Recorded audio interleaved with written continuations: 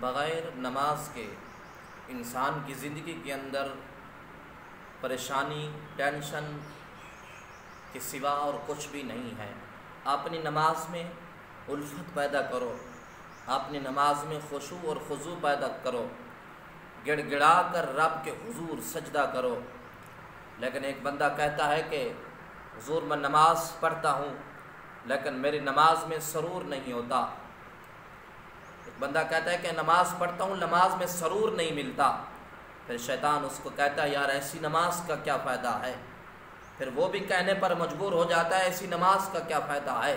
پھر لوگ کہتے ہیں یار نماز بھی پڑھتا ہے اور فلاں جرم بھی کرتا ہے، فلاں جرم بھی کرتا ہے، لیکن اس کے باوجود بھی لوگوں نماز تو ادا کرنی ہے نا۔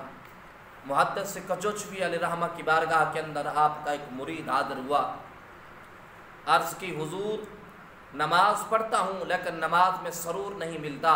وہاں پر بات ہو رہی تھی خشوع اور خضوع کی، اور یہاں بات ہو رہی ہے محافظت کی، حافظوا علی الصلوات والصلاۃ الوسطیٰ، یہاں محافظت کی بات ہو رہی ہے، نماز کی حفاظت کرو۔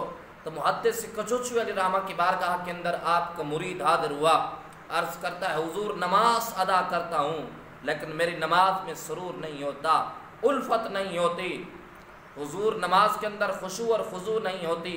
تو محدث کچوچوی علیہ رحمہ نے فرمایا کہ اس کے باوجود بھی پڑھتا ہے۔ تعجب خیز الفاظ کے اندر پوچھا، حیرت میں پوچھا اس کے باوجود بھی تو پڑھتا ہے؟ اس نے کہا ہے کہ حضور یہ تو جی پڑھتا ہوں کیونکہ میرے رب کا حکم ہے۔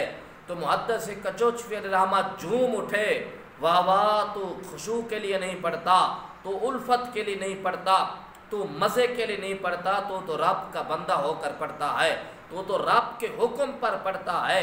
خشوع اور خضوع نہ ہونے کے باوجود بھی خیالات آتے ہیں، مصلے پر خیال آتے ہیں، خیال ادھر لے جاتے ہیں ادھر لے جاتے ہیں، لیکن بندہ پھر بھی نماز پوری کرتا ہے اور توڑ کر پھر بھی نیتا ہے، پوری کرتا ہے، کیونکہ رب کا حکم ہوتا ہے، رب کے حکم پر وہ کھڑا ہے۔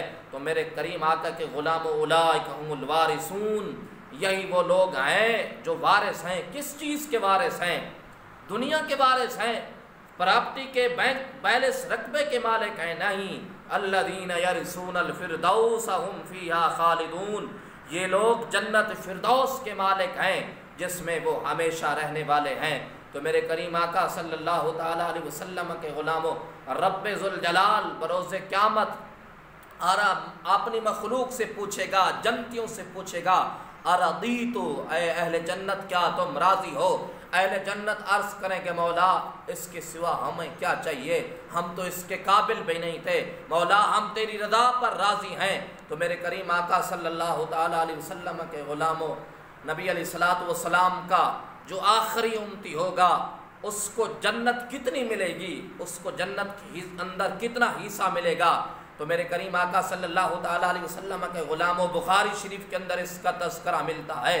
وہ جو نبی علیہ الصلوۃ والسلام کا آخری امتی جنتی ہوگا، جہنم سے دھکے کھاتا کھاتا، جہنم کے گیڑے کھاتا کھاتا جس وقت جنت کے اندر پہنچے گا، تو میرے کریم آقا صلی اللہ تعالیٰ علیہ وسلم کے غلاموں، رب کی بارگاہ کے اندر وہ عرض کرے گا مالک مجھے یہ بھی دے دے، مالک مجھے یہ بھی دے دے۔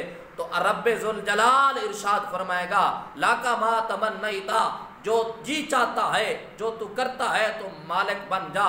تو میرے کریم آقا صلی اللہ تعالیٰ علیہ وسلم کے غلاموں، اس کو جو آخری جنتی ہوگا، جو آخر میں آنے والا ہوتا ہے، اس کو کیا ملتا ہے؟ وہ تو یا تو دھوپ پر بیٹھتا ہے، اس کے جو پہلے آنے والا ہوتا ہے اس کو برآمدے میں جگہ ملتی ہے، جو اس کے پہلے آنے والا ہوتا ہے اس کو حال میں جگہ ملتی ہے۔